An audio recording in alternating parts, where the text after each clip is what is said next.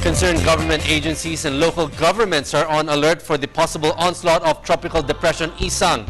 The approach of the weather disturbance has prompted Pag-asa to raise storm warning signals on a wide area of Luzon. Aya Makama tells us more.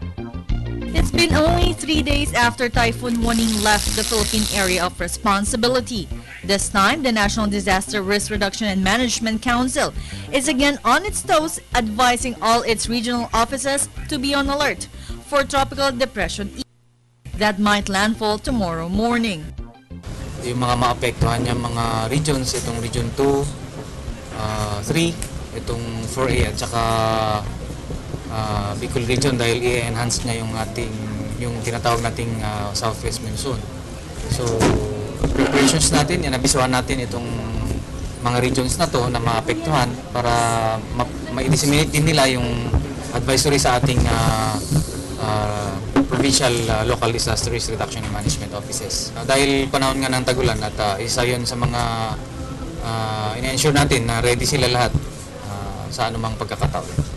Major Reynaldo Balido advised fishermen against sailing due to the rough seas spawned by the weather disturbance. Pinapayuhan natin or pinapaalala na natin ng ating mga kababayang mangingisda na dito sa mga lugar na to na wag mo nang pumalaot para makaiwas sa anumang sakunang dulot nitong si Bagyong Isang.